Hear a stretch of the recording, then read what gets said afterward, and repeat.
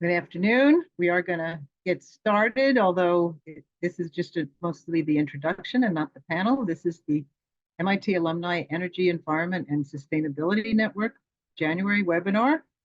We've called it, I don't even have that up. We've called it Health and Climate Change, Global Warming. And we have two alums speaking for us today. We do these webinars as a webinar. We normally get between enough people that we don't want to do it just as an open meeting. Today, you'll be able to use the question and answer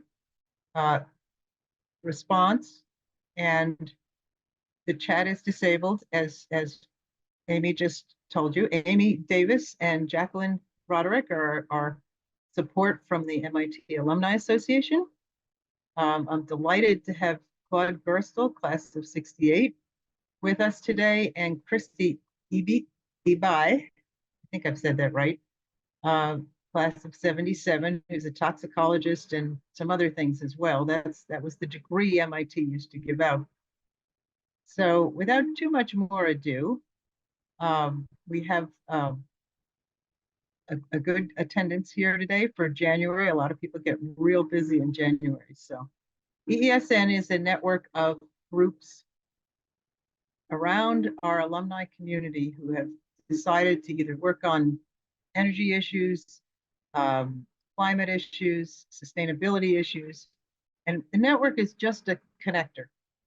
So we encourage people in their classes and their MIT regional clubs to get together. And if you have an issue, sign up with the network and just help us understand how much work all the 140,000 alums outside of MIT are doing on these very important challenges.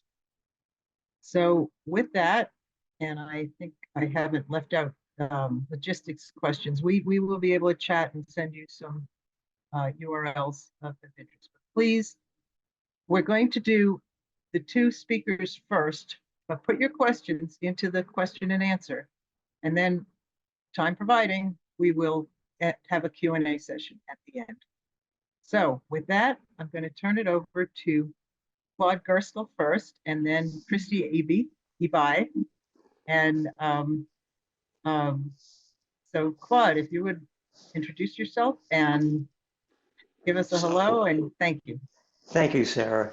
So I'm a retired physician. I was an ophthalmologist, but I retired 20 years ago because I had an accident that made me tetraplegic.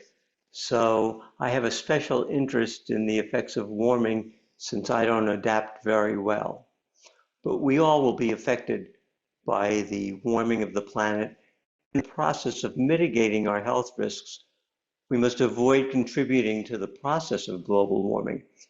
Humans are one of the most adaptable of all animals. So let's look at the factors that make us so remarkable. So this first slide shows the magnitude of the effects of the last 150 years of warming on the increase in the number of days per year of extreme heat shown by the black. And no, that's back to one, yeah. And slide 2 is 2050. You can see that Latin America, across Africa, India, and Southeast Asia are going to be almost unlivable because of the number of heat illness threatening days. So I just got somehow, whoops, I can't get out of my, Sarah, somehow I went to full screen and I can't see anything now. Oh, okay, I'm sorry. I realize what happened.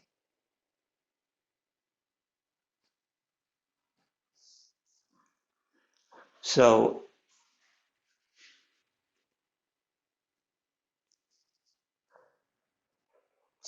last summer in this country, Death Valley reached a temperature of 130 degrees. How do we and other animals withstand these extremely elevated temperatures? What are our adaptations for keeping cool? So for most of us, our first response to high heat is to go inside and crank up the air conditioning. Air conditioning is expected to double worldwide by 2040, which will increase energy demand and make cities even hotter. The dinosaurs like Dimetrodon lived in a much warmer climate and had sails to disperse heat. That method's still used by many reptiles today. Next slide. But many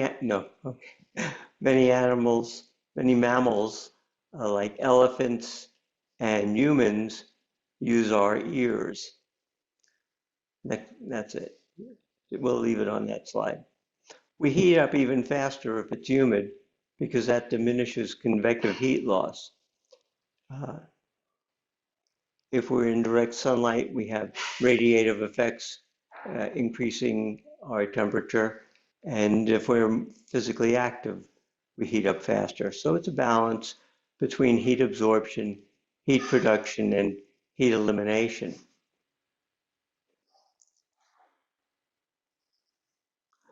So in response to heat, nerve signals go to the hypothalamus, which activate appropriate sympathetic nerves, skin blood vessels vasodilate, facilitating convective cooling. But there are two different pathways. The first one I just mentioned, the sympathetic pathway, is very well understood. And that's what we call passive vasodilation. But we have a second vasodilator system that's active during increases in body temperature and under separate control, most by cholinergic nerves, but with other poorly understood pathways that release various other neurotransmitters, including neuropeptide wall, prostaglandins, neurokinins, and even nitrous oxide. With these two systems, the skin blood flow can range from almost zero in the very cold to 8 liters per minute. That's 60% of cardiac output in response to temperature change. The process of reflex cutaneous vasodilation and vasoconstriction are also modified by such factors as exercise, hydration, and other long-term factors, aging, reproductive hormones, and diseases. Our other major responses are sweating and release of heat shock protein from compromised cells. Now, most animals don't sweat. We'll go back to the dog. Rodents instead use salivary secretions and grooming behavior to spread saliva to facilitate evaporative heat loss. And dogs don't sweat. They have to pant to reduce their temperature. And Sarah just told me they also sweat through their paws. Humans, on the other hand, sweat a lot, and the hair on our bodies are long and spaced out to provide more surface area for sweat to evaporate. That's the principle behind polypropylene wicking shirts. They take the sweat and spread it out over non-absorbent fibers to increase evaporation. But some of us don't sweat so well. Babies and the elderly have fewer sweat glands, and people with certain neurologic diseases like myself, I don't sweat below the level of my injury, which in my case is my upper chest. when we're exercising, as I said before, we can heat up even faster. And that doesn't affect the threshold for sweating, but it does affect the threshold for the cutaneous dilation, moving it higher. It's hard to sweat more than a liter per hour, but when you're exercising, that can rise to 3 liters per hour. So dehydration becomes a real risk.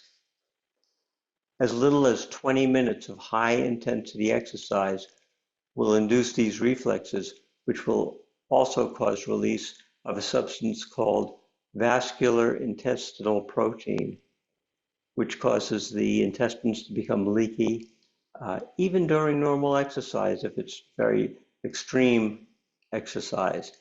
And with that leakage, endotoxins from the bacteria in your gut enter the bloodstream and cause inflammation.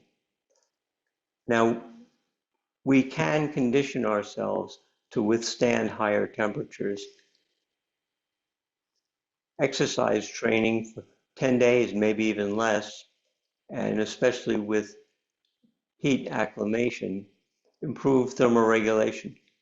So people who are exercise trained and physically active have earlier and greater skin blood flow responses compared with sedentary people. That results in greater levels of skin blood flow and sweating for any given level of core hyperthermia. And heat acclimation will increase that even further. Part of this conditioning response is also due to the induction of heat shock protein, which protects cells from misfolded protein. It's a so-called chaperone molecule, but it also inhibits the action of that vascular intestinal protein. The Israeli army has done a lot of studies on the effect of exercise on heat tolerance and heat stroke.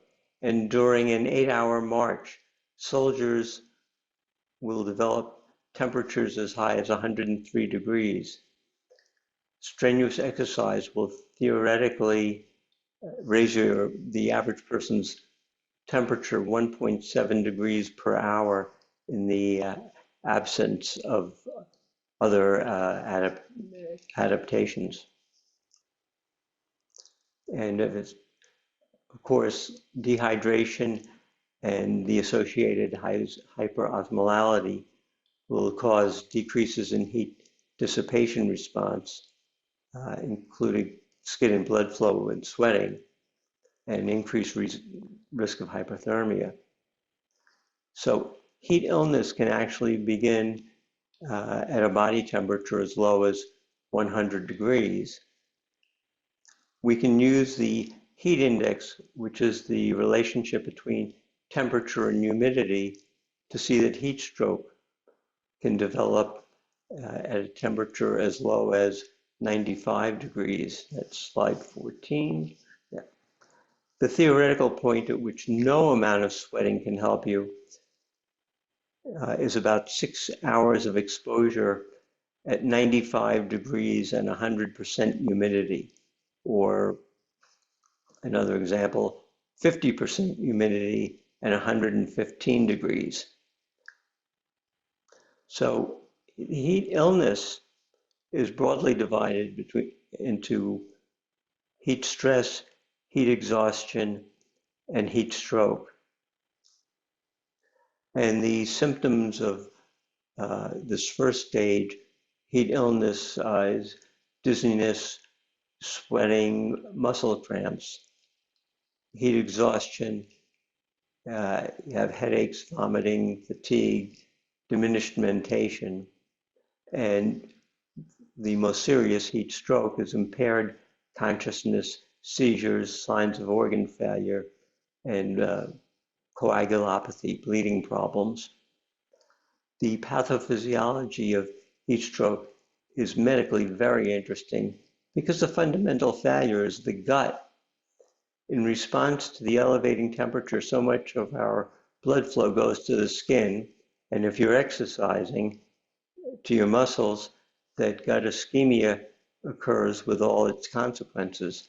So runner's stitch is thought to be an early sign of this ischemia. And I think pretty much anybody who's run has had runner's stitch. So next slide. With the, just to reiterate, so the first thing that happens, no, you were on the right slide before.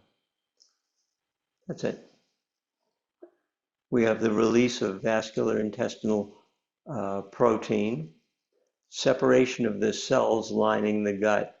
It's a complicated process involving many proteins, tight junctions, the zonular occludin protein, and that separation allows the leakage of endotoxins into the bloodstream, causing release of prostaglandins, interleukins 1 and 6 especially, giving cytokine storm, and an interesting protein called high mobility group box1 protein, which has a flood of consequences.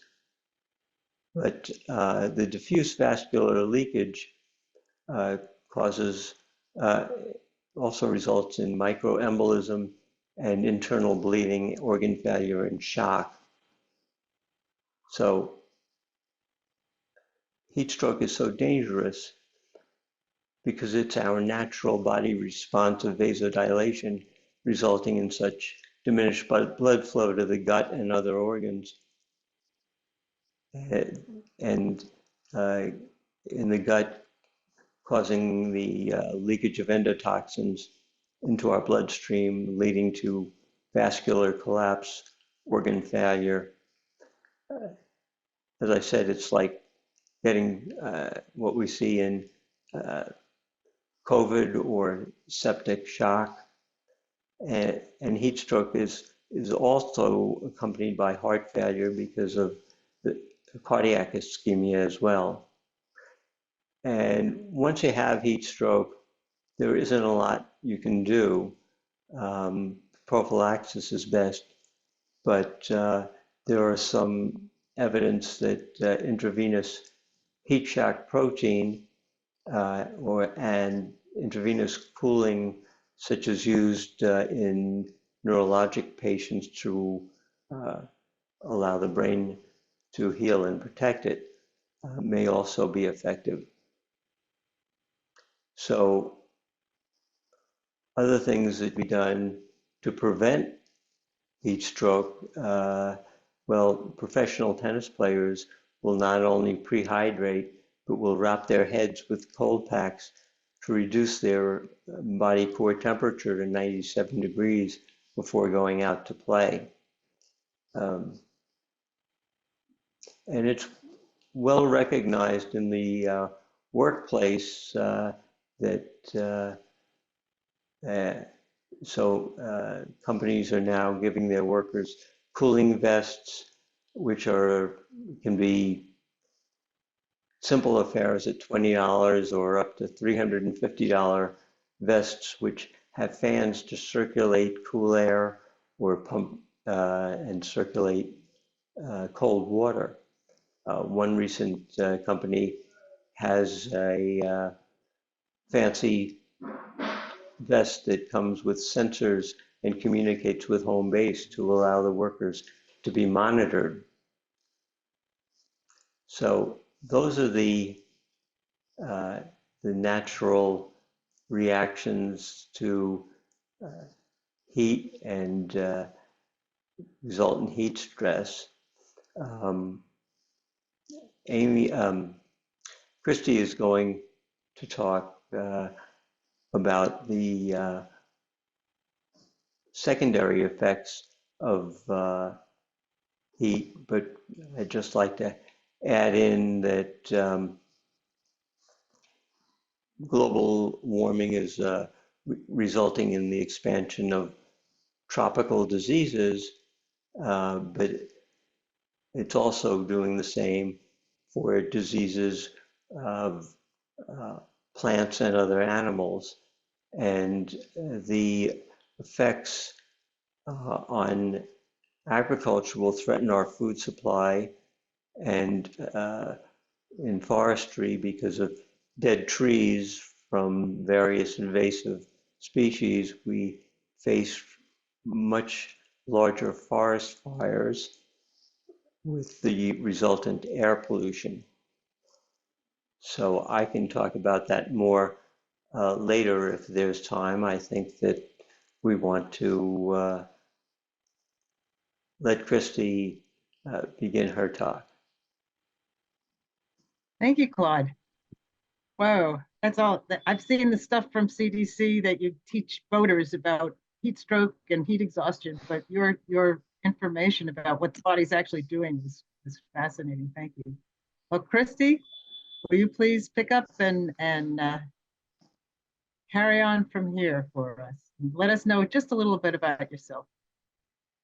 Thank you. I'm Christy Eby. I'm a professor, Center for Health and the Global Environment, University of Washington.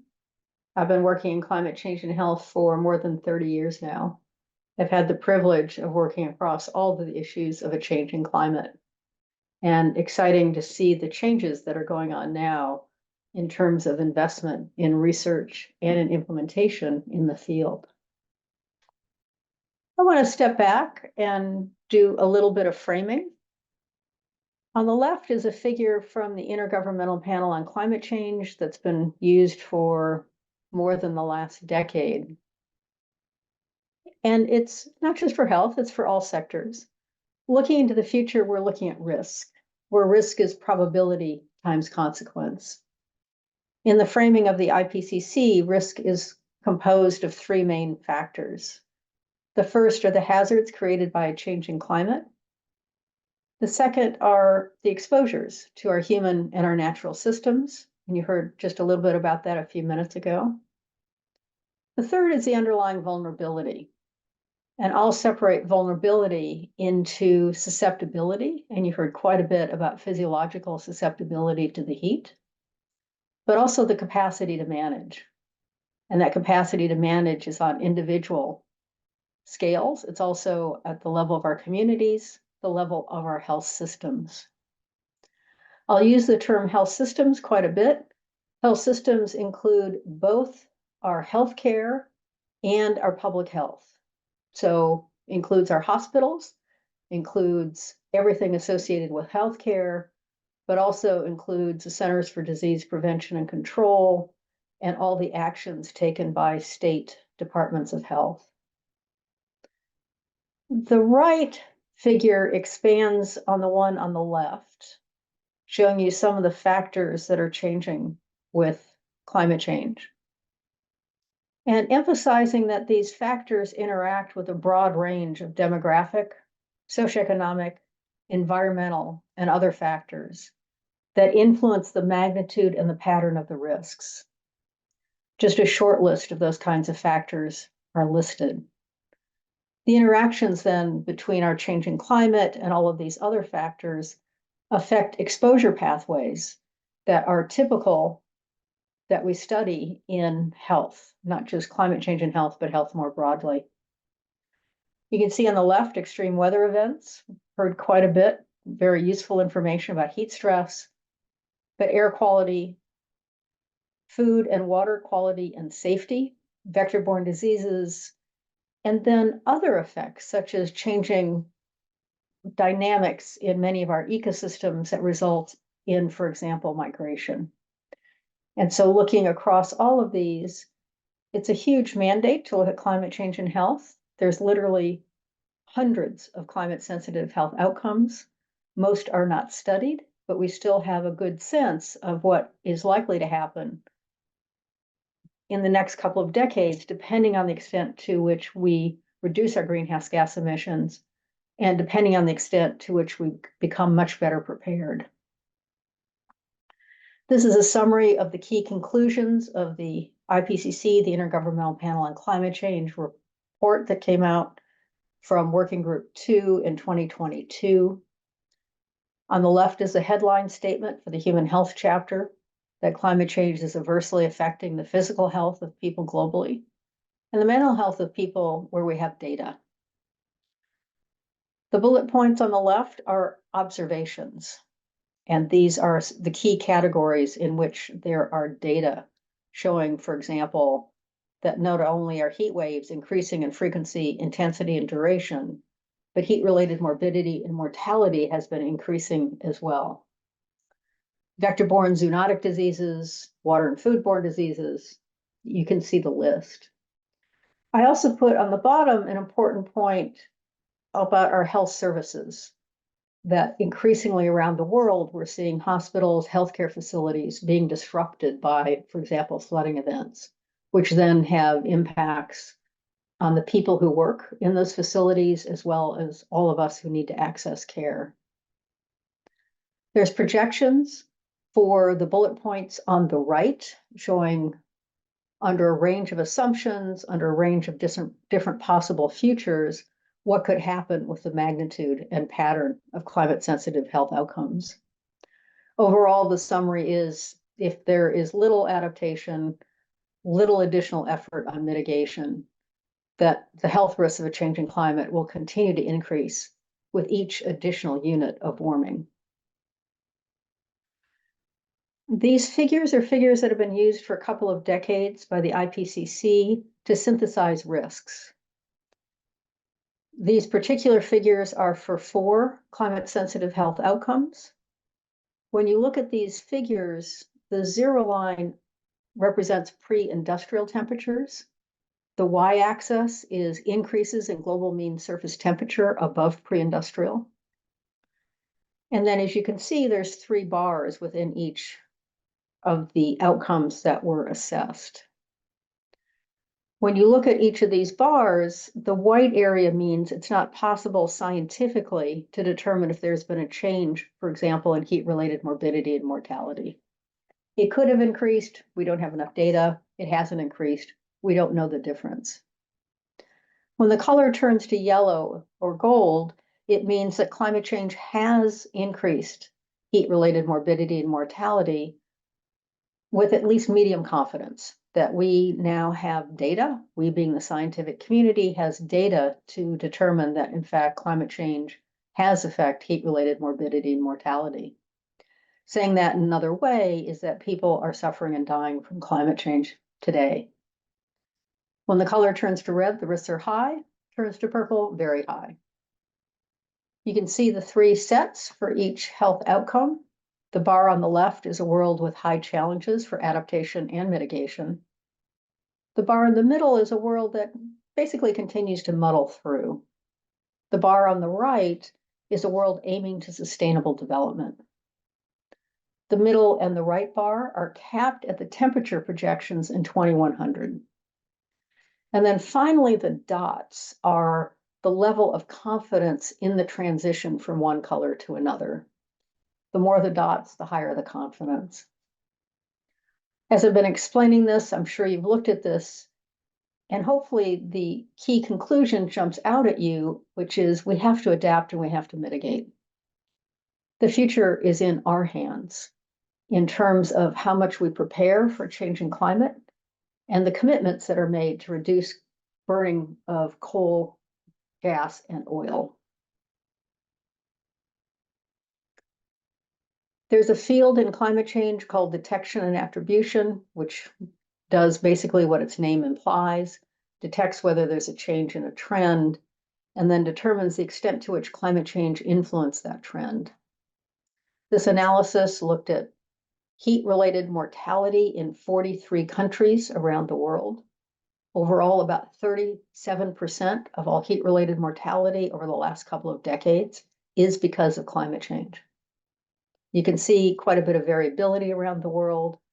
You can see there's only one set of analyses for South Africa. There were no other analyses for Africa. So there's a lot more work that needs to be done, but it's an important analysis showing how much our health is already being affected by a changing climate. A big issue in climate change and health is health equity. This is a figure from the US National Climate Assessment that was released just a couple of months ago, and uses heat as an example and shows that the inequities relate to location, to social and racial factors, to compound risks, and to economics.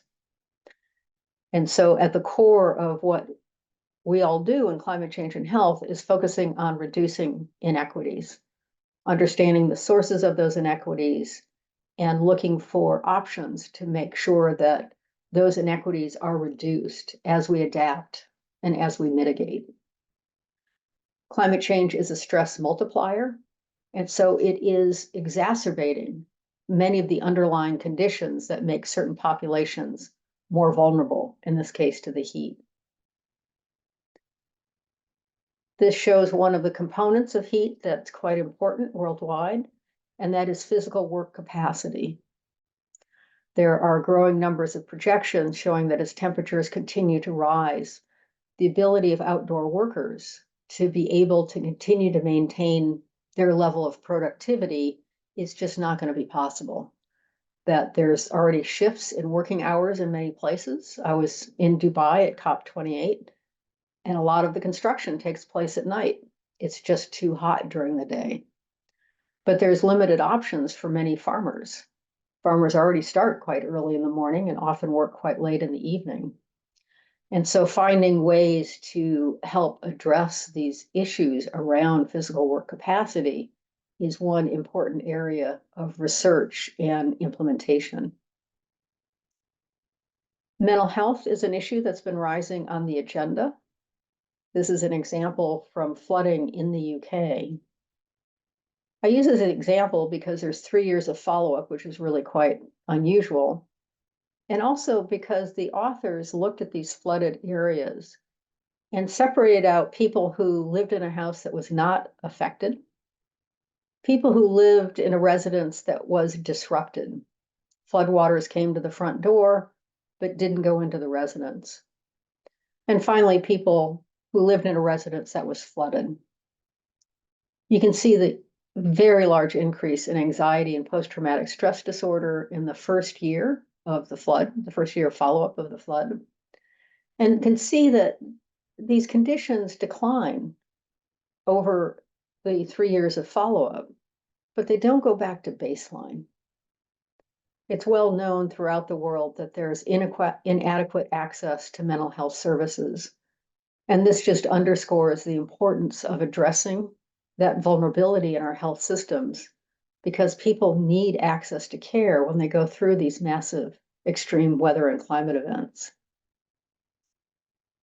Again, inequities, as I mentioned before, and there's inequities going forward. This is a summary for people born in 2020, and how many more climate hazards will they experience during their lifetime on average than a person who was born in 1965. You can see 3 different warming levels. They depend on our greenhouse gas emissions. And you can see the dramatic difference for wildfires and for heat waves, that there, I guess the difference isn't quite so dramatic for wildfires, but certainly for heat waves. You can see a huge increase in the number of heat waves people will experience over the course of their lifetime, as opposed to people who are born earlier in the century. Vector-borne diseases is always an area of concern. The mosquito in the United States that can carry dengue fever is called Aedes aegypti. Dengue fever is increasing its geographic range. The mosquito that carries dengue fever is increasing its geographic range, and the number of cases are increasing dramatically worldwide. These maps, obviously for the US, show on the left the current suitability for this mosquito in the beige color. And then projections under high greenhouse gas emissions towards the end of the century are in the kind of rust color. So you can see the projections are a large increase in the geographic range of this mosquito, which of course then raises the risk of possibly having cases of the disease. But it's not just having the mosquito present.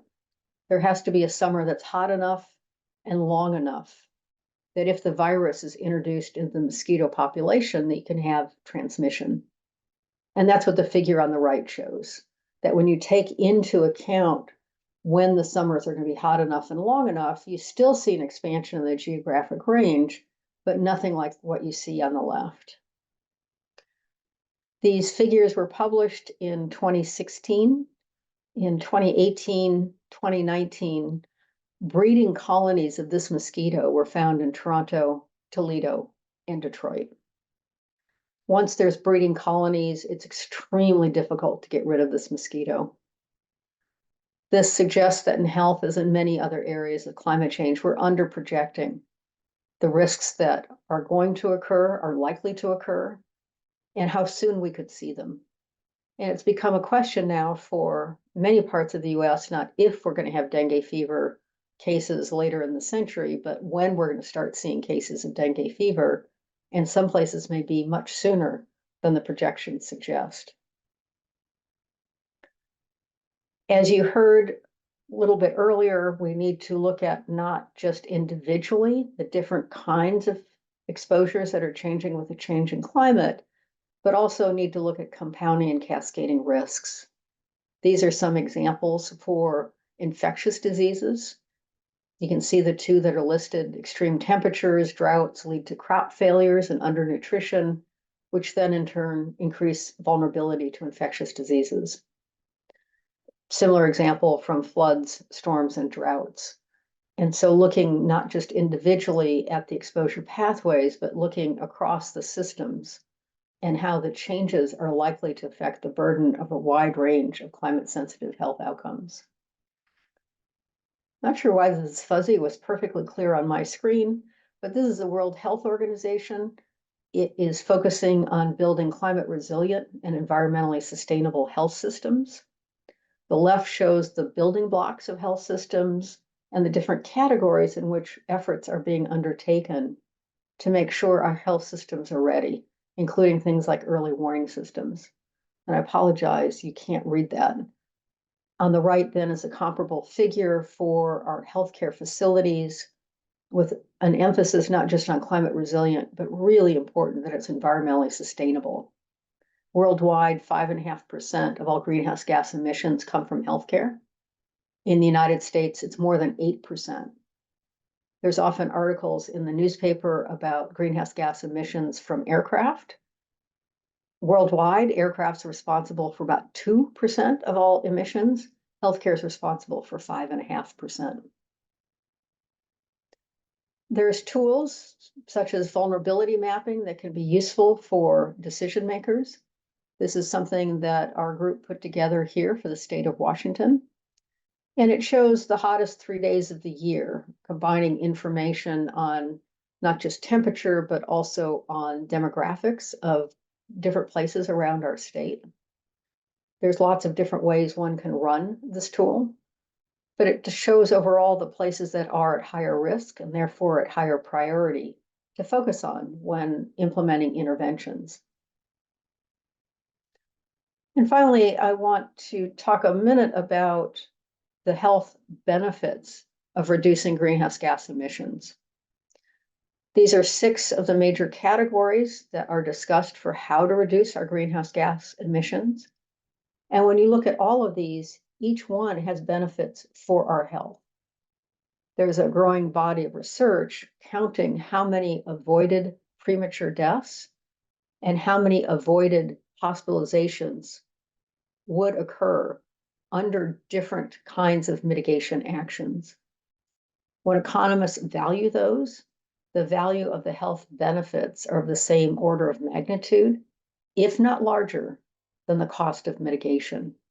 We should be mitigating for our health. And the benefits for our health are sooner than the benefits for reducing climate change. I started at the beginning by talking about risk.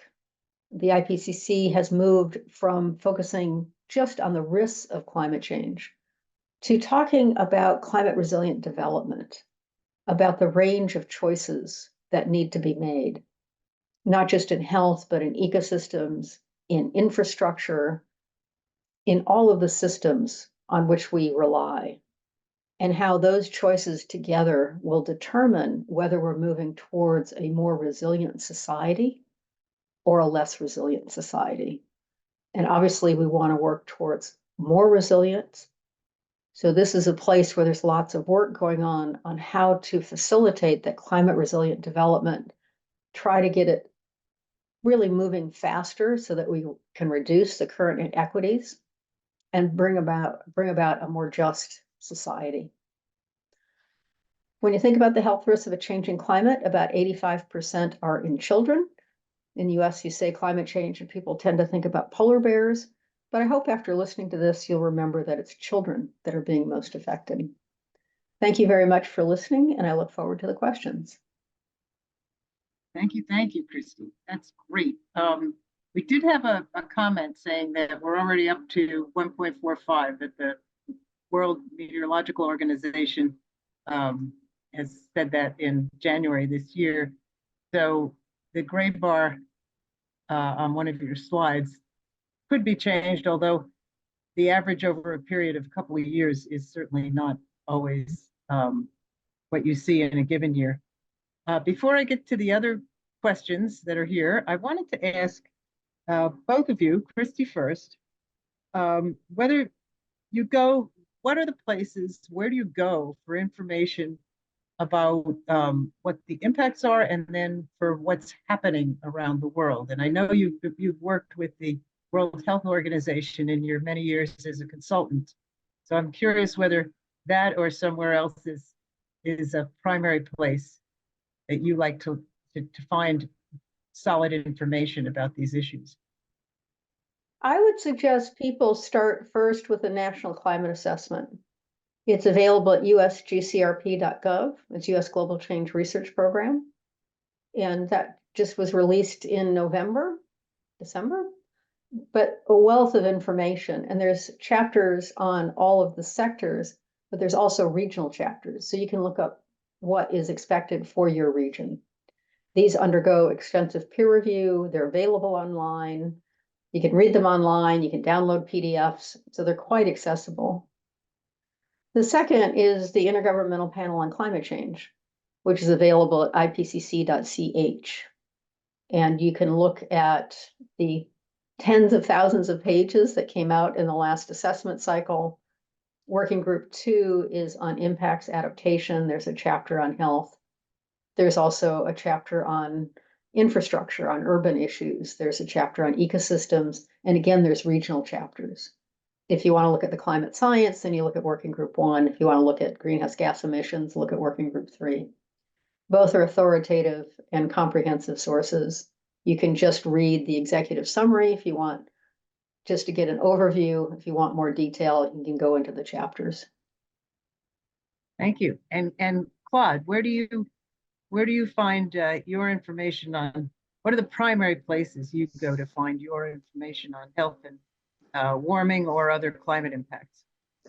Well, I went to NIH and also the National Academy of Science has a lot of publications regarding health risks as well as climate change in general. Great. Okay. MIT's one of the policy groups is called Global Change Science. I'm just looking for the actual reference at the moment, but not right at hand. So very good. If you two panelists can see the question from Mark Radka, climate scientists arguably haven't had much success persuading people we're running out of time and taking action is critical. Can the medical community be more persuasive?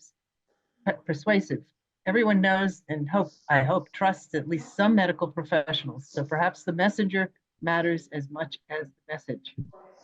Let me respond to that first. Here in Florida, I'm a member of Florida Physicians for Climate Action. We have a major problem in Florida with sugar harvesting, where they still burn the fields before they harvest.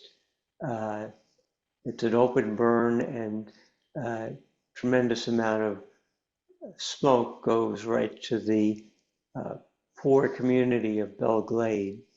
And despite the health risks, we have been unable for years now to um, convince our legislature to do anything about it. Uh, Even in Brazil, they've stopped open burning of the fields. So we are way behind. Florida House just passed a bill that will prohibit localities from considering the health risk of heat when giving job assignments or having workers work outdoors. So we seem to be going in the wrong direction here in Florida. How does your medical community, what can they do? That's a question. Although Christy, you had some comments. Let me come back to Claude in just a moment. The medical community is becoming increasingly active around climate change and health. There's Physicians for Social Responsibility, and I believe they've got chapters in every state. They're quite vocal in talking with policymakers. They're quite vocal. Some of them are quite vocal in talking with their patients. So there's quite a bit of educational programs going on, making sure that health professionals are trained in understanding climate change, making sure that they understand that risks are changing, make sure that their differential diagnoses include the kinds of changing risks that are happening in their community. As I mentioned, I was at COP28, and there's a big contingent of medical people there talking about climate change and health. So they're becoming increasingly vocal. And that is a good thing, as Mark noted, that there is high credibility for the medical community. And that's the way people hear things and change how they're looking at the world a lot. It's people they trust. I've heard about focus groups that don't want to hear anything about climate change, et cetera. But if a doctor, their own doctor, says something to them about effects, it makes a difference, makes them start to wonder if really there are some strange things happening.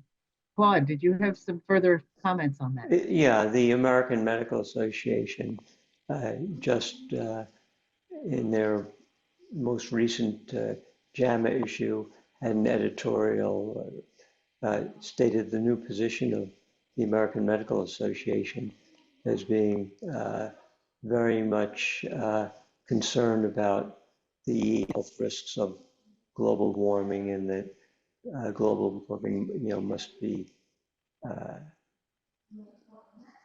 That's attacked. that's good. The MIT, there is a Center for Global Change Science, and it was founded in 1990. And that's one of the reasons it doesn't say climate. It's about global warming. So it's in the School of Science, and it has lots of people from the Earth and Planetary Science, but also works with the Environmental Solutions Initiative, Energy Initiative, and there's an Earth Resources Laboratory just for global change that the government also uses in its terminology is something that one can look for. So we had two other questions there. Graham Werner asks mentions food supply was listed as a risk with higher temperatures. Where do we learn more? I've read that above 80 degrees, food growth drops sharply. Um,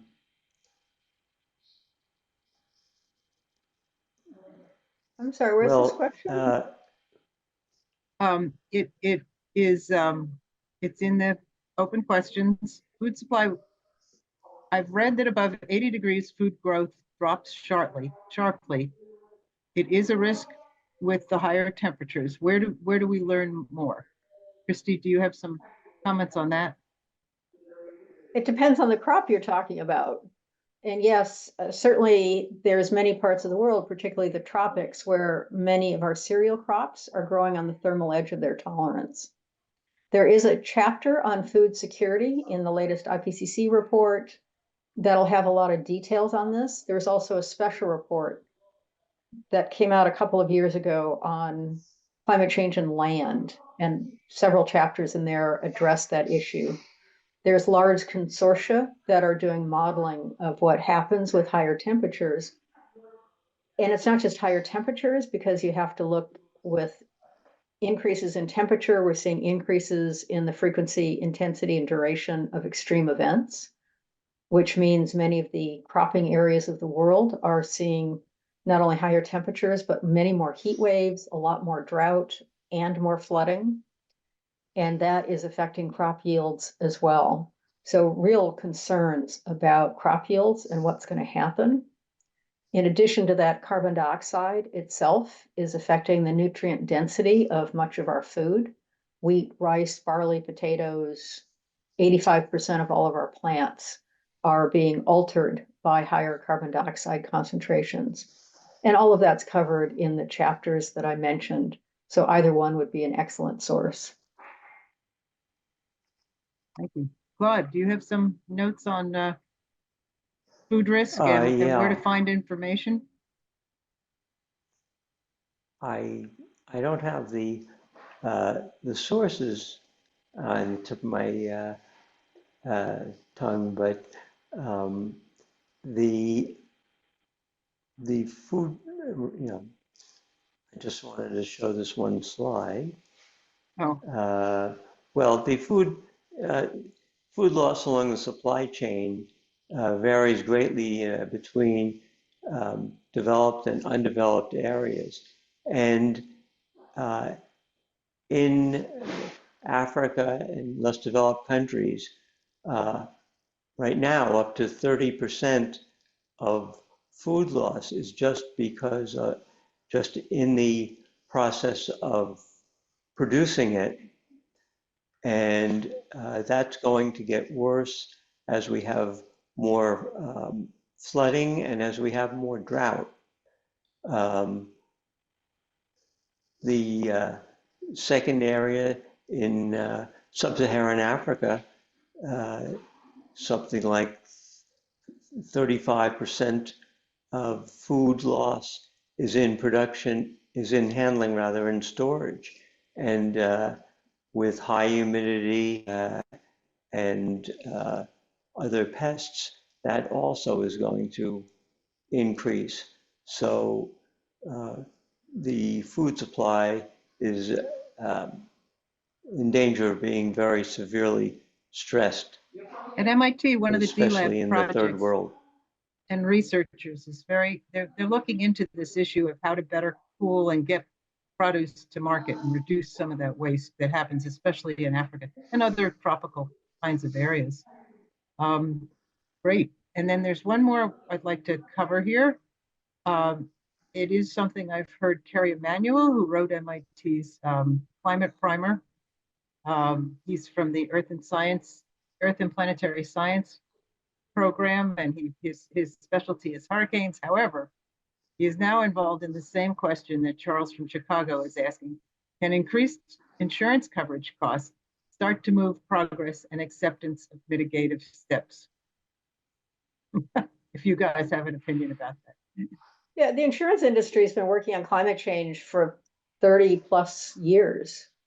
There's an international consortium around insurance, and it's both with mitigation and with adaptation. So there's questions, for example, you've got communities that are particularly vulnerable in high income countries where cities have insurance. And can the insurance companies help encourage the cities to become more resilient by some of the actions that they take or that they prohibit about building in places that you really shouldn't be building? So it is an important area. There's a lot of work that's going on about insurance and climate change. They're very, very active in this field.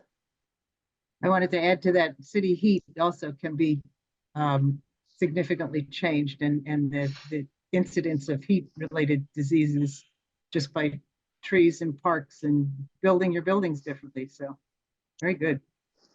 Claude, if there's something important that you'd like to add, that's good. Or I can, somebody has put up an article relevant to food security. So you might check the chat, and I believe you all can save your chats if you wanted to keep those URLs. I did want to talk just a moment about EESN, but Claude, if you had a final comment, or Christy, please have at it. No, I think Okay, that nothing in particular. it's been nothing Christy? in particular. Thank you very much. It was very interesting. Well, I thought that was great. I've learned a lot today. I'm glad you guys could be here with us. We've had over 30 people on this webinar. The Energy, Environment, and Sustainability Network welcomes any of you alums to sign up on our mailing list.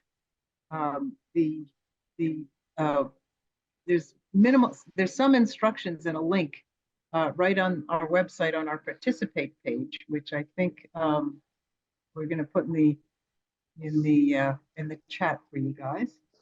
I wanted to say that we have some events upcoming. We are always looking for topics that a couple of alumni are working on that we can feature as a monthly webinar.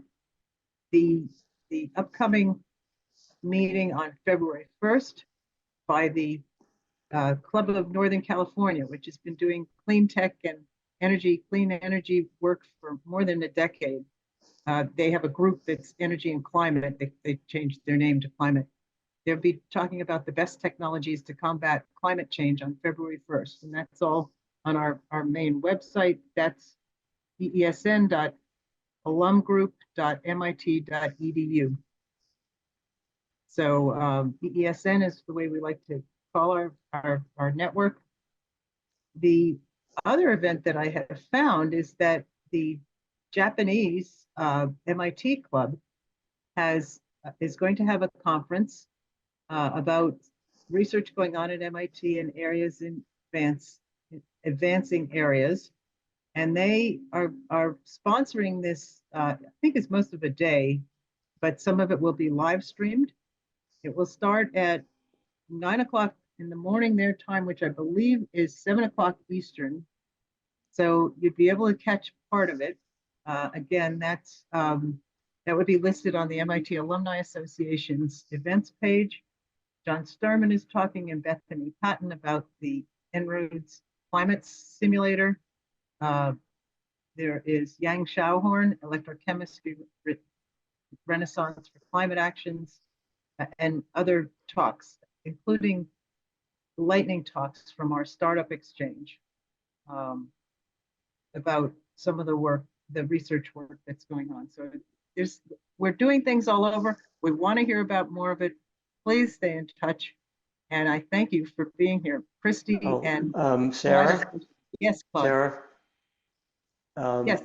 Milton Jones just put in a question about Steve Conan's book Unsettled and climate denial, and we actually had a session with him regarding that at the Club of Palm Beach. And I think that we have to look at global warming the way an insurance industry would look at it. We have to look at risk of ignoring doing anything. And right. The risk is just too great. It's Bob Pindick has written about this extensively, and I recommend anybody to read his works on the subject. But it's becoming, yes, there are things that we don't know about global warming. We really don't know for any level of CO2 in the atmosphere exactly how much it's going to raise temperature. You look at the IPCC see reports where they've taken various models and then just averaged them to say where we're headed, but that's meaningless. Thank you. Because, We haven't given much either consideration a to that new model is book. wrong or whether it's right. We haven't given much consideration to that new book, and we do recommend the other sources that have a great balance of information from around the world and trusted scientists. And it's true, science is never going to be certain about anything. So we have to see what comes. And all of our predictions, who knows? Maybe they're going to end up being better because we're all going to take action. Thank you very much for joining us today, folks. This is our hour, and we hope to see you next month or in the future. And please sign up on the mailing list. Bye now. Thank you, Sarah.